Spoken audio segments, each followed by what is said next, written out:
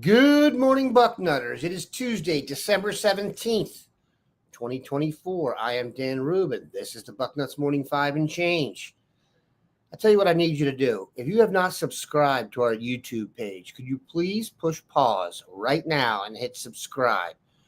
I know we do a lot of ads on here and stuff to confuse you, but we are in competition with the other sites in the 24/7 Sports Network to see how many subscribers we can get. And guess there are several sites that have pulled ahead of us, one of which you may know. So we need, even if you're one of the people from that site that comes over here to drink tears, you should at least subscribe. So subscribe to the YouTube page. And also, I've got to tell you about our sponsor for today, and that's Mando. It's one thing to have deodorant you put under your underarms and stuff, but some of us need a little more. Holidays are coming up. A lot of people in the house. How do you adjust that? Do you drop the thermostat a little bit? Extra people, the oven's going, or do you throw on some Mando maybe in spots you didn't before? It's whole body deodorant, cream tube. They've got other ways to use it as well. You can use it anywhere on your body, pits, thigh folds, belly buttons, all the other crevices, nooks and crannies. Created by a doctor who saw firsthand how normal BO was being misdiagnosed and mistreated. Clinically proven to block odor all day and control odor for up to 72 hours. They got a solid deodorant stick if you want to go that way. They've got the spray deodorant. It's baking soda free, paraben free. And these are 4 Bucknut style scents. Bourbon leather, clover woods, Mount Fuji, or Pro Sport. Clinically proven to control odor better than a shower soap. 12 hours after a shower, the average man's odor level was a 5 out of 10 with Mando. The average level is a 0 out of 10. And we've got a perfect starter pack for our new customers. It comes with a solid stick deodorant, cream tube deodorant, 2 free products of your choice, and free shipping. As a special offer, that will get you $5 off your starter pack. And you got to use this exclusive code. Bucknuts. Shocker. BUCKNUTS at shopmando.com. SHOPMANDO.com. Please support our show and tell them we sent you. All right. Speaking of supporting the show, there's no better support than these gentlemen here, Bill Kurelic and Mark Porter. We are going to get into the transfer portal deep because its permutations hit many ways. But I would say the most news-grabbing headline of yesterday, though slightly predictable, Nolan has left Ohio State. He's entered the transfer portal. He is gonzo. Bill, does this surprise you? You've been following Nolan for several years now. Are you surprised that he's gone? Do you think he got a fair shot? Where do you think he might end up? Your feelings on the Nolan era in Columbus? Not particularly surprised that he's gone.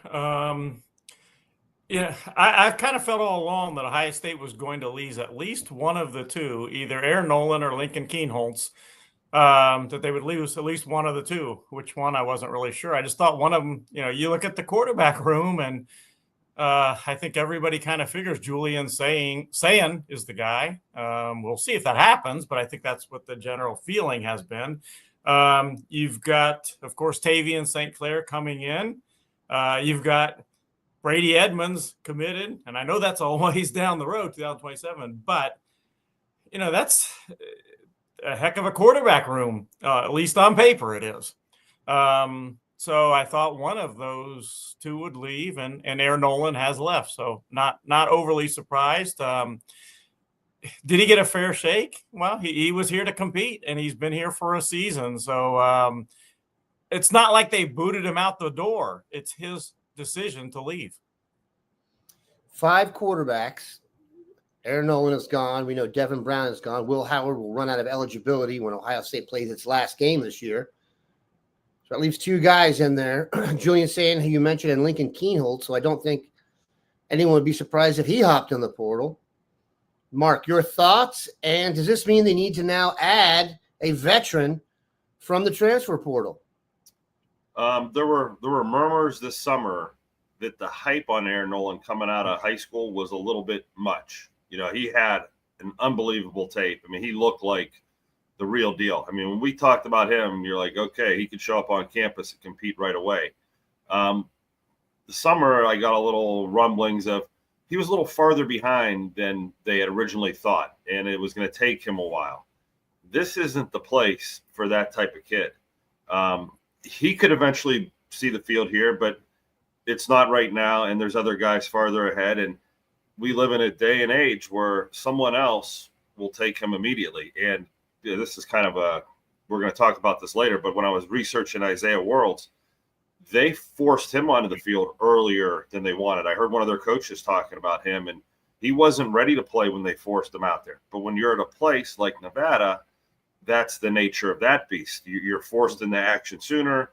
If Aaron Nolan was somewhere like that and got forced into action a little sooner, he'd have that curve where he could learn on the fly. He's not going to get that at Ohio State. He has to win it in practice. He has to win it in scout team reps. And I don't think the way that's set up right now, that was going in his favor. And, hats off to Julian saying, because those quarterbacks are watching him every day too. And they're saying to themselves, I don't look like that. I'm not that pure. And they're being honest with themselves. Like, I know why I'm 3 or 4 on this chart, and I know why that guy's 2. And boy, for me to change that, it's going to take, and they know in their head, the math, more this, that, or so-and-so just called and said they got a new rover waiting for me down there and I can go play next week. So that may be the nature of this beast, and I think we're going to repeat this, hopefully not too many times. Your next question about picking up a veteran in the QB room has to be the right guy. He's not going to come here to start, or if he is, you're going to shake up that room again. You bring in someone to compete toe-to-toe with Sayin and, some other 5-star type, you're sending shockwaves through that room again that, we didn't think that we had the best guy. So, oh boy, what a world we're going to be living in. And thanks for all the tough questions early in the morning. Quarterback is interesting too, because, talk about transfer portal. 2 years ago, so not this season, not the past season, the season before that, half the starters in Division I were, more than half were transfers. Yeah. So quarterback's almost on its own. It's almost like the transfer portal is catching up to quarterbacks now, if you really think about it, the way the musical chairs have gone for that. Bill, just a total shot in the dark. Where do you think would be the best spot for Aaron Nolan to go to? Have you heard any rumblings about where he might go? Do you think he's going to want to go home? I don't see him going to Georgia, but who knows? Yeah, I think it's pretty wide open. And to be honest, once they get into the portal and leave, there are so many guys right now that I'm tracking that could come to Ohio State. I don't really follow them that much once they leave. And out of sight, out of mind for the dean, people. You don't got time. Yeah, I haven't. I agree with you. I don't think he's going to end up at Georgia. No. But where he's going to go, and Mark brought a good point. Sometimes these guys know where they're going before they even enter the portal. He may have a destination in mind. I don't know that right now. We'll see. But what I do know is that, and I know we're going to talk about it, Ohio State needs offensive linemen in the portal. Quarterback is not their worry right now. Yeah, we're going to go into detail on that right now. And I would tell everybody, if you look at the 24/7 Sports kind of the portal thing that turns over and shows you every guy hopping in there, and it also shows you when they've decided. In the last cycle, guys would go into the portal, and there'll be 2 or 3 weeks, Bill, I think you remember this, where before they'd commit. Now guys are going in. A day later, they have another logo next to them. That's just to back up what Bill said. I think a lot of guys are going in there now with a targeted destination. No idea how that happened, because you're not allowed to talk to them before they're in the portal, theoretically. But tampering is the most boring discussion you'll ever have. It comes in the NFL every year. All these guys sign at 12:01 in free agency. It's like 1 minute. That's how long it took to negotiate. Anyway, William. Although they can talk to their agents, and I get that.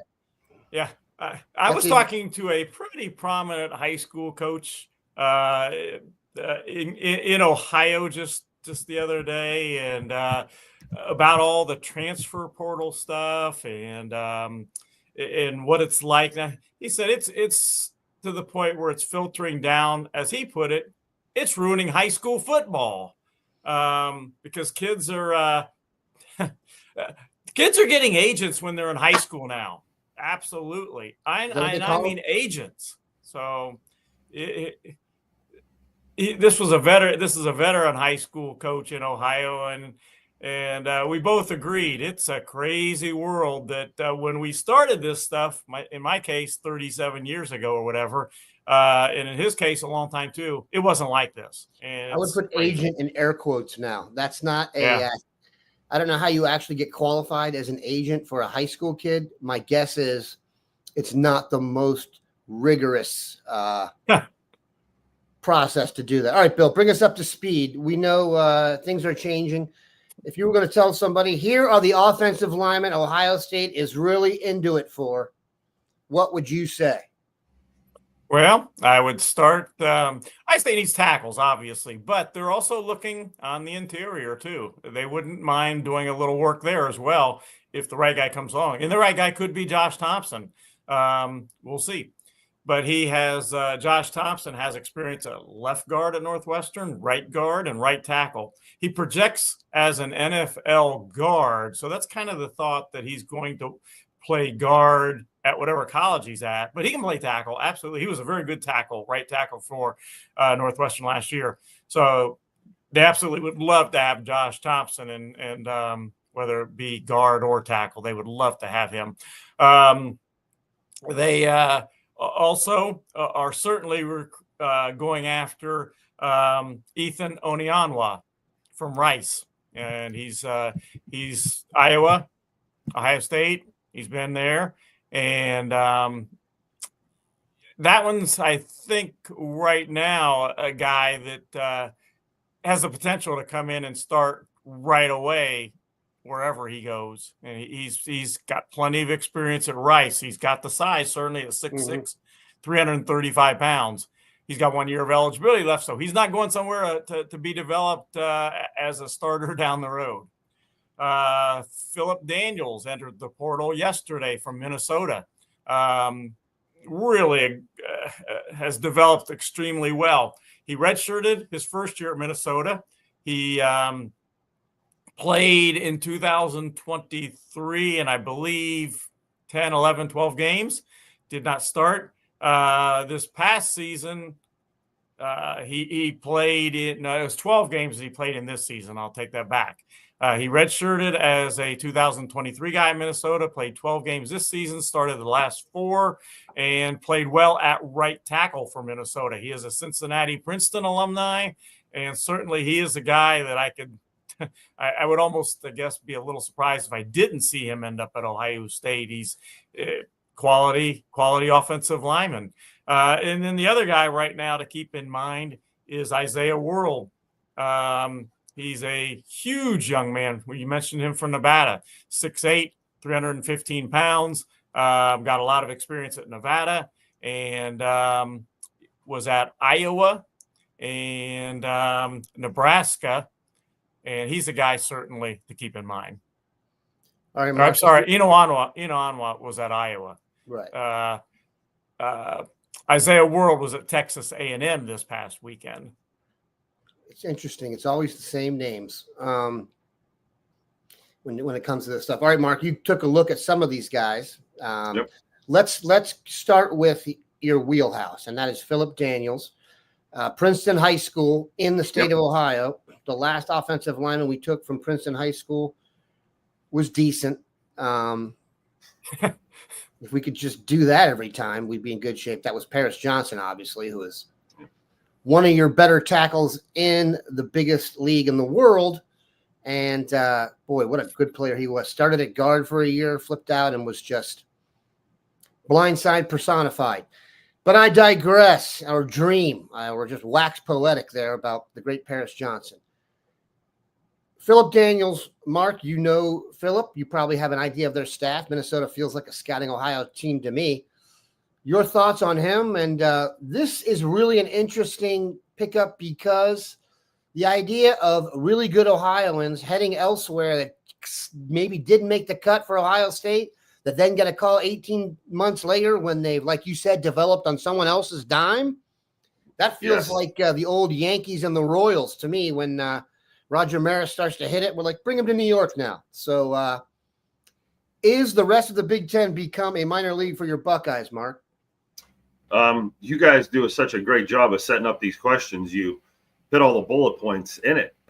Daniels out of high school was developmental, had raw skills. And, I looked at that tape again, and he was flashing mobility, and he moved really well. And it just was a little maybe up and down and overshadowed by some bigger guys in that class. But you're right. You get to go somewhere else. You get on the field and you take your lumps and you develop. And that's exactly what he is. Of the three guys, World and Thompson and him, they're all three different types. And I have him in a developmental bucket where he's not a finished product yet. But, boy, is he flashing some of those skills. Like, he would test really well with your agilities and movement skills. And, does he have enough experience to be plug and play? And I should back the card up. We need a guy who's plug and play. We need a guy who's a second or first round draft pick, or nobody at Ohio State's happy. The fans, whatever. Our offense needs that type of shot in the arm. Like when we lost Simmons, you could tell, and McLaughlin, that's the type, of plug and play. I don't know if Daniels is that type of plug and play. He could be very good maybe 1 year from now, on his way, but that's where I see him as of the guys we're mentioning.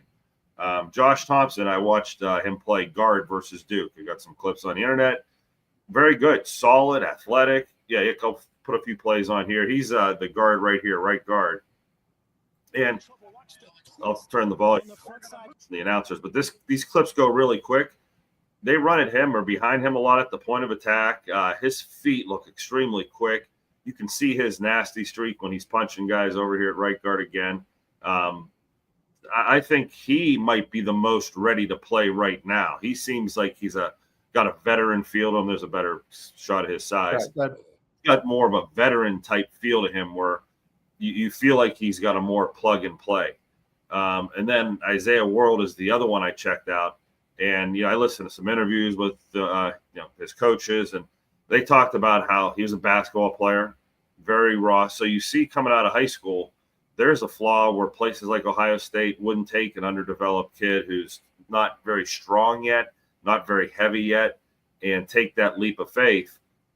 Nevada forced him out on the field, and he was not ready as I was listening, but he developed. And, there were some guys picking preseason teams last year who were kind of hyping him up. And watching his film, I think I might like him the most for the long-term upside. That 6'7" frame, and he has really quick feet.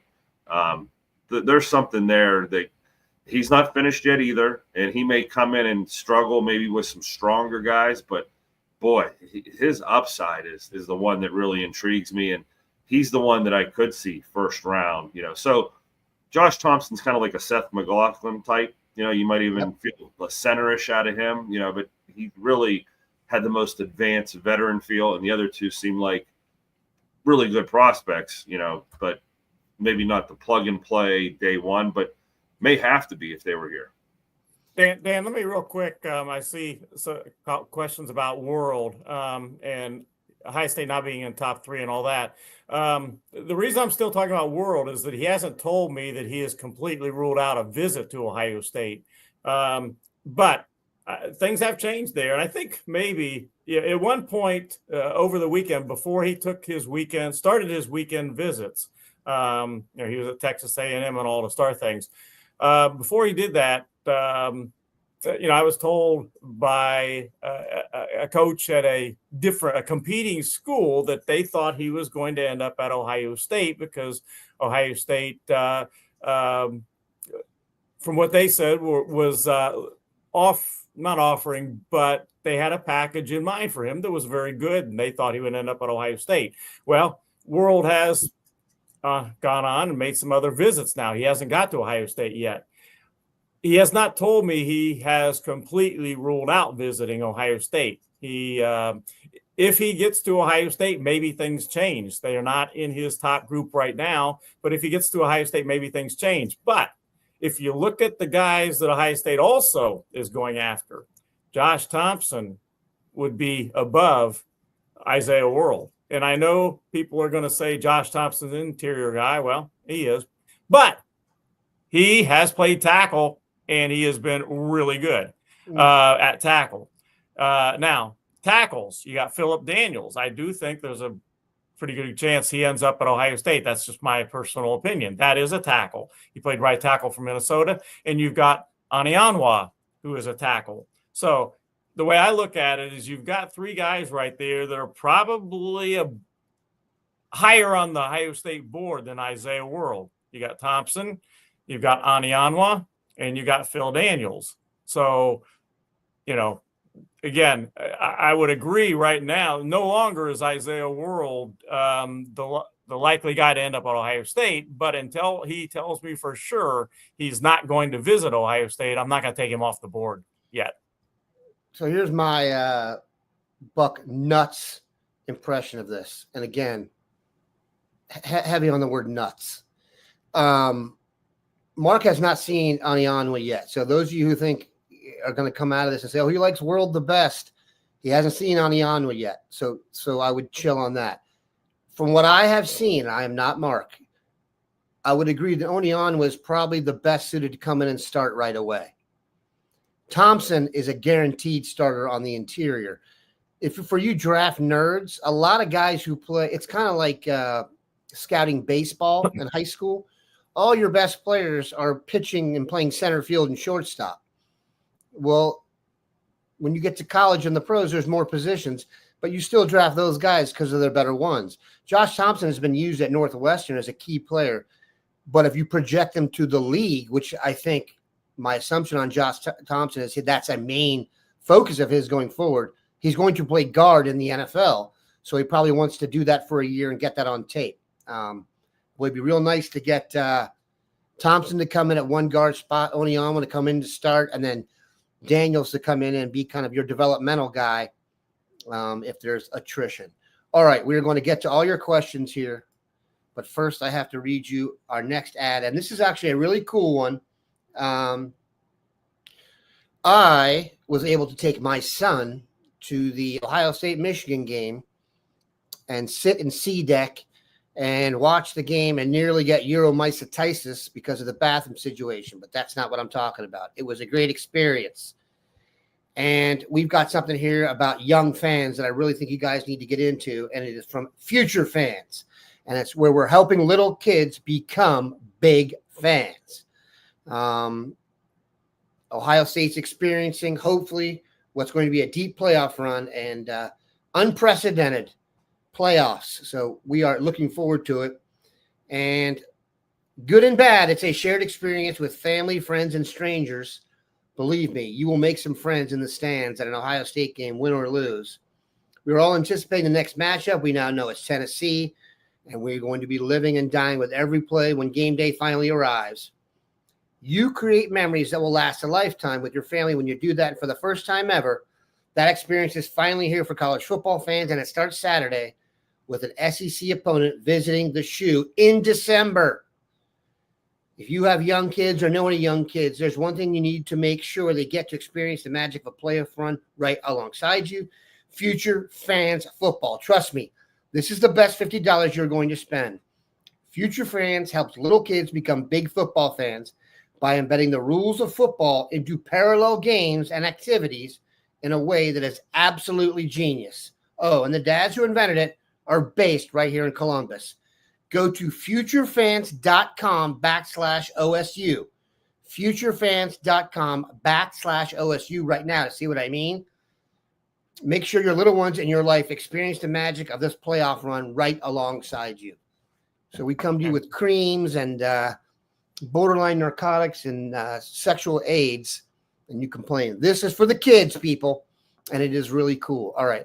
Give me a second here to scroll back up. I'm going to start taking. And I'm going to have to exit I just looked at my Waze, and because of traffic time, I have a doctor's small procedure, hopefully small, to get done at 9:30 this morning. And my Waze says it now takes 31 minutes to get here, and it is now 2 till 9. So I got 1 minute. I'm going to ask you one question then, Bill. Your thoughts on Will Conroy? And Mark will then finish this up. You can sign off.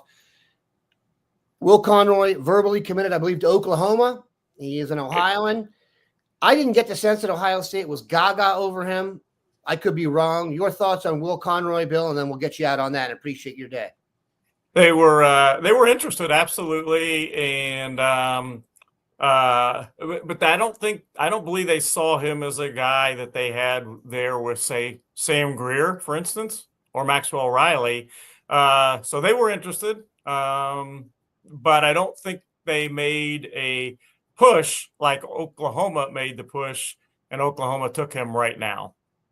And we'll see. He's a kid that I think could develop into a good lineman for Oklahoma. We'll see down the road if that happens or not. We'll say goodbye to the dean, and any minor procedure is only minor if it's not being done on you. Have a good one, Bill. That's right. All right, Marcus, your thoughts on Will Conroy? You know the whole deal there. Give us the truth. Well, we lose Bill to a surgery today. We might lose me to some oral dentistry on Thursday. So 'tis the season to get ready for the new year. Let's just be happy it's not happening to me. Yeah, and Will Conroy is the shortest of these linemen in this class, and probably figured to be a guard or center. And you just went through your baseball, narrative on take as many tackles because they supposedly have more value. Yeah, Conroy was a kid. I mean, he was visiting USC, Oregon. He really got out there and experienced the process, and great congratulations to him. I love seeing these Ohioans go. We haven't seen anyone go out to Oklahoma in a while, so yeah, he's the first. Interesting. As Bill, talked about other linemen in the class. Maxwell Riley, okay, if he's a Clemson lead, but Sam Greer and Adam Guthrie, both Ohio State offers, both 6'7". That's serious value there. There's some other names that when I was out on the road this year, I saw it. I, said, hey, let's not forget about these guys. Landry Breed from Mentor is one of them. We see him in the comments. Really liked him. Okay. But Peter Gleadis from Bishop Watterson, he is an absolute road grader, and Watterson wins the state championship. And I watched him just dominate everybody inside of Chardon. So we need to keep an eye on him. He is 6'7", 280 pounds. Jameer Perez is 6'5", 325 from Sandusky Perkins. Another guy to keep an eye on. Big and powerful. They were, I think, down to the Final Four, and saw him at the end of the year. I was pretty impressed. Andrew Baggett at Chardon. Eli Sanchez at Perkins High School. I'm sorry, 6'4", 267. So there are a handful of guys out here. Jameer Perez is the Glenville defensive tackle that worked out as an offensive lineman. We haven't talked about him since summer camps. He's someone you need to know about. And then Miami of Florida just offered Ben Cogden from Tuscarawas Valley High School. Okay, so Miami of Florida, he has about 15 offers. He was at the Ohio State camp with his brother last year, and they were two of the biggest players there. He is 6'7", 280 pounds. Small school, was a little bit raw at the Ohio State camp, but his body and the offers he's picking up, there are some nice looking linemen in Ohio. And I know in June, one of these names we're talking about here will be someone. And then I liked Cooper Richmond from Streetsboro and Arthur Scott from Streetsboro, just to throw out two more names. I'm trying to cover all my bases here, Dan. So when one of these guys gets offered in June, I can say, go back to that podcast. I said it out loud one day. But yeah, let's not get too far away from this Ohio class. So there we go. There's your deep answer. This is a question that keeps coming up. It's not coming up. This is Philip Daniels. No, he did not. Did the Cincinnati Princeton graduate have an Ohio State offer coming out of high school? No. It's you would know. I mean, Will Conroy is one of them. Liam Eichenberg, a lot of Tommy Kramer, guys who get an Ohio State offer, and Blake Miller. Jackson Carman. Actually, there's a longer list than I thought now that I rattle it off in my head to you. Usually you would know if an Ohio guy got an offer and didn't. But I want to. So let's do this. Hold on a second. I want to ask this one question here. What is the deal with Sam Greer? Okay, we've talked about Sam Greer ad nauseum on this show. After I saw him play for Hoban in the state basketball championship as a freshman and developed a crush. Sam Greer, to me, when I think left tackle, it looks like Sam Greer. I had the great fortune of spending 5 to 6 years working on the NFL beat with some people, and you get in the locker room, you start to see a body type, and Sam Greer is that guy. The Hoban staff, I've heard some people tell me they think it's going to be a Michigan-Ohio State battle. What is your thought on Sam Greer as a player, and where would you expect him to end up based on the stuff you've heard? Nothing etched in stone, obviously. Yeah, when I rattled off those offensive linemen, 3 or 4 of them were 6'7", but none of them are the Sam Greer 6'7". Right. You know, like if we do his history, started freshman on the basketball team with the state championship, then had just a bunch of awkward injuries and never really got going. But, you know, he was a freshman and a sophomore, so if you wash those 2 seasons, it wouldn't matter. But this year you saw it. You saw the development. You saw the strength. He still has weight room work to do. He still has technique work to do, but you can't teach that 6'7". He does have the elite skill set. What I wanted to say a second ago is when we were talking about Philip Daniels, let's flash back to the class of 2003. Austin Sierveld. 23. Yeah, 23. I'm sorry. I'd like to go back 2000. Who's in 2003? I'd have to get research out on that one. Go ahead. Yeah, I'm stuttering this morning. I'm nervous about my dentistry appointment. You'll be fine. Luke Montgomery, Josh Padilla. Okay, those were the 3 top guys all going to Ohio State. Dominic Rivera was a Rutgers guy from Olmsted Falls. Ryan Coretta was a Pittsburgh guy from St. Charles Prep in Columbus. Evan Tenzingill was at Wayne and went to Cincinnati. And then you have Philip Daniels going to Minnesota. So, you know, was it a great offensive line class that year? Should they have reached down farther to him and offered him? No, at the time, he was just a guy that needed to be developed like a lot of these other names. And I'm looking at some of the other commitments, Toledo, Marshall, Akron, Toledo. Not many high-power names in that class. Ohio State definitely nabbed the 3 that were most far ahead of the curve, you know, as you say, at that time. All right. Yeah, this is a question. Graham Poobah. I don't know how Ohio high school offensive linemen go to the MAC and the NFL without an Ohio State offer. It's not a perfect science, man. I mean, guys grow. You know what I'm saying? Everyone here has a friend who they knew when they were 19 that looked a certain way, and then when you're 23, you're like, damn. It happens to human beings all the time. So it's not a perfect science. In my opinion, this is the portal for Ohio State. What we're discussing is a positive. It's a mulligan. If you miss on a guy from Ohio who loves Ohio and you get to go back and get him, that to me seems like something I'd like to happen over and over and over again. Am I wrong, Mark? What am I getting wrong here? Yeah, and not just Ohio guys that go to the MAC and whatever. Isaiah World was that guy, a basketball player who's thin. And when you're betting $100,000 scholarship or you're an O-line coach and you're betting your job on someone, these guys are scared when there's a big gap in the reality. Like, this kid's 240. How do I know he's really going to come here? And, you know, and that thought right there stops the, you know, process. And they just go, let me go with the guy who's 280, 290 already and, you know, not take that leap of faith. And Ohio State's a place where you're not taking leaps of faith. The MAC is where you take the leap of faith and you take you take kids that haven't even played football that have That's true, actually.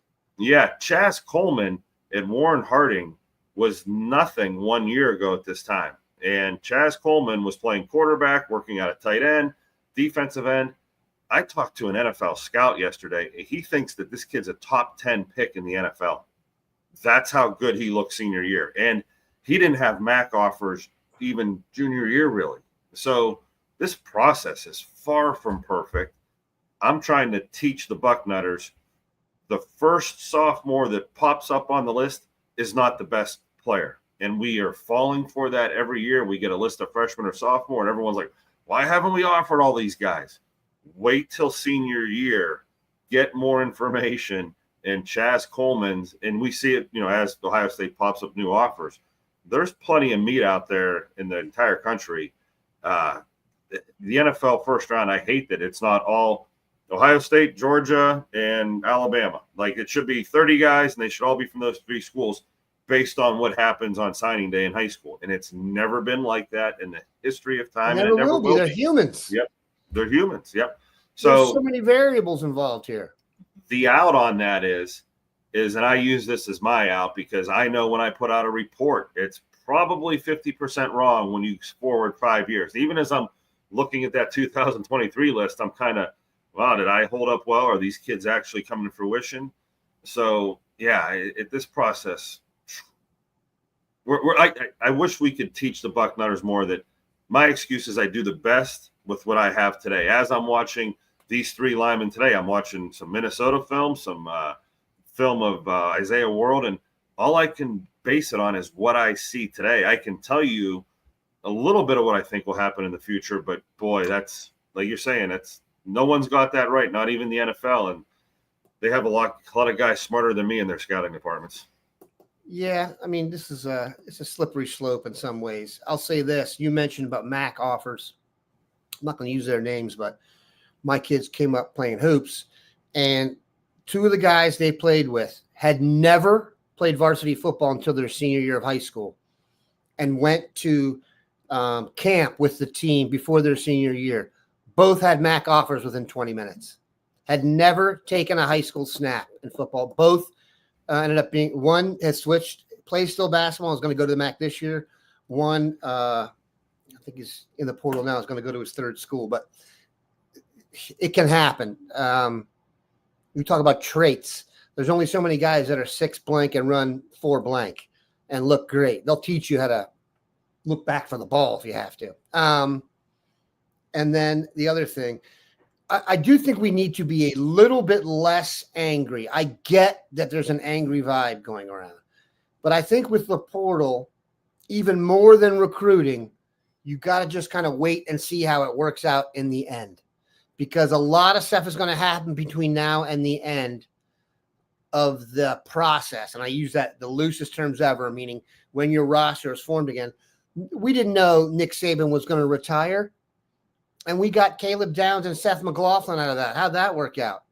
So let's be a little bit patient. Also, the 2 offensive linemen they've added in the portal, Josh Simmons, who's going to end up being a first-round draft pick despite a knee injury, and Seth McLaughlin, who won the Remington Award. So in terms of like results and judging, we have to be a little – look, if they don't get any of these dudes and we come back and the problem is the same and we're weak at tackle on the offense, then, hey – batten down the hatches, man. But if you're just judging it on results to this point, they've done well in the portal. So I don't know if I'm ready to like hop off, the bandwagon because we don't get Isaiah World. The new names I get, it's sexy and it's fun, but just look at free agency in the NFL. It's usually not the teams that go crazy in free agency that do this, which gets me to this. The most important thing we've talked about for the offensive line at Ohio State over the last few days is the discussion of the recruitment of Jackson Cantwell out of Missouri, the number 1 offensive lineman in the class of 2026. It's still going to be a deal where you have to build the best offensive lines with the biggest dudes from high school. I do not believe you will be able to compete at the Ohio State level or the Georgia level consistently using a patchwork offensive line. Filling in 1 or 2 guys based on need and injury, I get, but you need a nucleus of studs that you developed yourself. Mark, do you agree with me? I do agree. I do. Good. And when I said it the other day, I was like, I'd rather us get 3 or 4 guys because when lightning strikes and the 2 you brought in go down, and what are the chances in the millions that these things happen. And if your guys on the roster are young and aren't ready, you need as many bodies as you can. So, I really wish we could take the most rabid fans and tame them down and even them out with more logical common sense. Yeah, but I see the comments, and I guess I feel for the coaches because everything's fire somebody, and that's run like that to even out. Like saying, let some of the dust settle, after games, and things aren't as like. I always love this saying: you're never as good as you think you are, and you're never as bad as you think you are. And I think there's a little bit of that after games and after we lose a recruit or, there's coaches taking a beating in the comments today. And what happens is they could be a hero 6 months from now based on 2 different players. And if Simmons and McLaughlin are still playing, Fry might be in the running for, pulling this offensive line together. They may have won the Michigan game and, but no, we're in a totally different world right now with how we feel about coaches. David Snyder, I understand you guys are upset about certain players. I would be very careful about getting too fired up about losing out on, Bowling Green offensive linemen. I just don't think those guys are going to come in and be what you think they are. Listen, I wish they were. I wish we could just go and hand pick great offensive linemen. They're just so rare that, And as I looked at those three or whatever, I'm looking for what the fans want. This plug and play guy that just comes in. One out there that I saw. Yeah, I mean, there's Thompson. It's a guard. Yeah, there's some imperfect vessels coming in to try to be that guy, and they may turn out or develop, give them some Mariotti time, and but boy, like there is no guy like that. And if someone has them, they're paying them. They're Exactly. breaking their bank and making sure that he doesn't hit the portal. That's how rare that is. That's why, look, there are certain positions that you can go into the portal and pick someone up and really plug and play them, like wide receiver or running back. Okay. Offensive line just isn't like that. It's hard. And look, they haven't been great at it either in the development side of it. And they've had to get going to the portal, but let's just see who they end up with. If they don't end up with replacements that are suitable, like I said, we should crush them. But based on what they've done to this point in the portal, not in this continuous cycle because they haven't gotten anybody yet, I think I'm going to reserve judgment, and then I'll bring out the big guns if need be. Go ahead, Mark. I don't want to defend the coaches anymore because I know that aggravates some of the fans where, like, I'm seeing that they get paid millions and to do this. I saw a thing where the 49er fans wanted to fire Kyle Shanahan. They lost Brandon Ayuk. They lost Bosa. They lost the offensive tackle. It's the best in the NFL. They lost Christian McCaffrey. And now we want to judge you on this. And I think that's so hard for coaches where, he had the plan, he had the players, and it very well – and this happened to the Cowboys. Same thing. Mike McCarthy had a great roster and all of a sudden decimated, and they want his job. Those aren't coaching mistakes. Those aren't coaching flaws. I mean, Justin Fry had 2 All-Americans, and they got hurt. The statistical probabilities are very rare for that to happen, but it puts him in a position where, well, you should have had 4 other guys just like them to just snip right in tomorrow, and maybe that's true, and maybe that's fair criticism, and maybe he would say that, yeah, that's what I would like to eventually build somewhere where I have all these guys with guys, but boy, in the days of the portal, this is getting trickier and trickier. And I'm just trying to be more even about, how we're going to go about blaming for losses and losses of recruits. And I don't know, the blame may come down to the green more than the coaches. Fry didn't develop either of those 2. I don't know how you can say he didn't develop Josh Simmons. Josh Simmons was a right tackle from San Diego State, and in 2 years, if you want to say Seth McLaughlin, by the way, when Seth McLaughlin came here, I was told he couldn't snap too, and that went away. But the other thing is Coach Mariotti gets, I don't know what type of an assist for the development, but it's not all Josh Fry. Josh Fry leaves them after the season and Justin. Yeah, I'm sorry. Soon as they leave for the season, this is all on Mick. He's got to add 20 pounds to them, increase their body strength, increase their quickness, flexibility, literally change who they are as a person, make them a better moving, heavier, stronger person, which in turn changes who you are. So, when people are saying this isn't getting developed, boy, Mick is part of that criticism then, because, he's trying to, push these players out the other side of the weight room every 4, 6, 8 months. And hey, coach, look what you did. You changed our O-line, D-line, this kid, that kid. That's really when we talk development. And I should say his staff too. See, we keep saying this. The difference is Fry didn't bring these guys in. Fry did bring in Simmons. That was the California hook from when he was back out at UCLA. I'm not trying to argue for Fry here. He's dug his own lane. Dug his own lane. That's a better way to mix that up and not make it sound so morbid. I do think a lot of this, and I have also felt this, a lot of what's going on here is just pain from leftover pain from the loss to Michigan. And I understand it. It hurt and it sucked.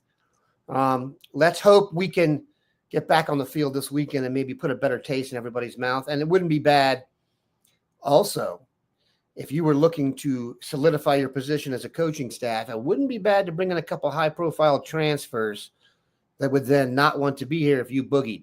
That would also help your leverage. We appreciate Mark playing late today for Bill. Of course, the dean is the slacker of the crew, but nothing new there. We appreciate everyone stopping by. Have a good one, Nutters of Buck.